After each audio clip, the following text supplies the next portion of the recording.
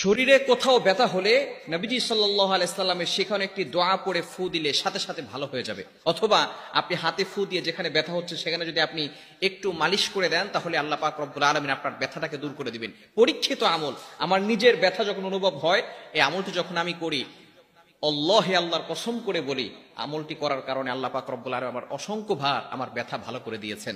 সুতরাং আপনি যদি করেন, নবী সাল্লাল্লাহু আলাইহি ওয়াসাল্লামের হাদিস অবশ্যই সত্য, এটা মিথ্যা নয়।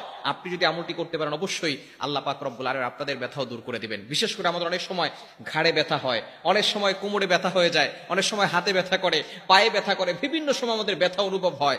এই ব্যথা হওয়ার ফলে যদি আমরা এই দোয়াটি পড়ে ফু দিতে পারি, অথবা এই দোয়াটি পড়ে ফু দিয়ে, হাতে ফু দিয়ে যদি আমরা যেখানে ব্যথা হচ্ছে সেখানে যদি একটু মাসাজ করতে পারি, আল্লাহ পাক রব্বুল আলামিন অবশ্যই ব্যথা দূর করে দিবেন। নবী সাল্লাল্লাহু আলাইহি ওয়াসাল্লামের চমৎকার হাদিস। কিভাবে আমল করবেন? প্রথমে 3 বার বিসমিল্লাহ পড়বেন। বিসমিল্লাহ, বিসমিল্লাহ, বিসমিল্লাহ। যদি 3 বার বিসমিল্লাহির রহমানির রহিম পড়েন তাতেও কোনো সমস্যা নেই। 3 বার বিসমিল্লাহির রহমানির রহিম পড়ার পরে এরপর আপনি এই ছোট্ট দোয়াটি পড়বেন, আউযু বিইজ্জাতিল্লাহি ওয়া কুদরতিহি মিন শাররি মা আজিদু ওয়া উহাদির। খুবই চমৎকার একটি দোয়া, এতটুকু দোয়া, আউযু বিইজ্জাতিল্লাহি ওয়া কুদরতিহি মিন শাররি মা আজিদু ওয়া উহাদির। এই চমৎকার একটি দোয়া যদি যেখানে ব্যথা অনুভব হচ্ছে সেখানে পড়ে যদি আপনি ফু দিতে পারেন, আল্লাহ পাক রব্বুল আলামিন আপনার ব্যথা দূর করে দিবেন। এবং এটা চাক্ষুষ প্রমাণিত, আমি নিজে প্রমাণ পেয়েছি, নিজে আমল করে ফায়দা পেয়েছি।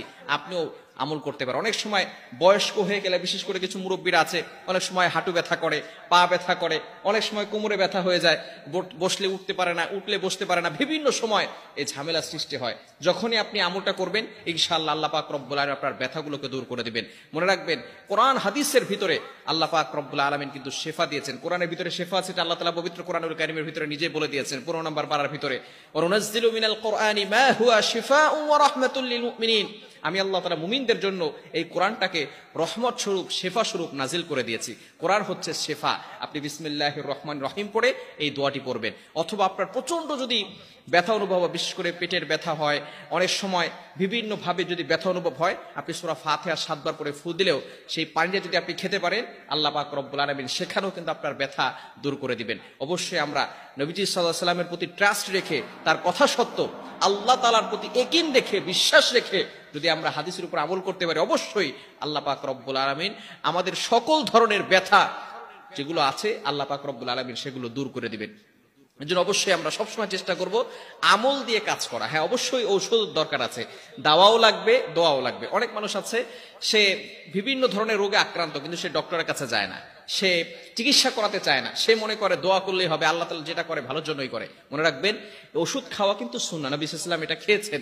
রাসূলুল্লাহ সাল্লাল্লাহু আলাইহি ওয়াসাল্লামের সুন্নাহ হচ্ছে অসুস্থ হয়ে গেলে ওষুধ খাবে।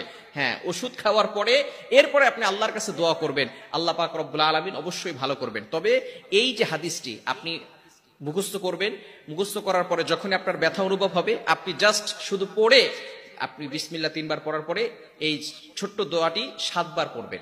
কতবার পড়বেন? 7 বার। এই দোয়াটি 7 বার পড়ার পরে এরপরে আপনি ফু দিবেন। যেখানে ব্যথা হচ্ছে সেখানে ফু দিলে আল্লাহ পাক রব্বুল আলামিন আপনার ব্যথাকে দূর করে দিবেন। আল্লাহ তাআলা আমাদের সকলকে এই ছোট্ট আমলটি করার তৌফিক দান করেন।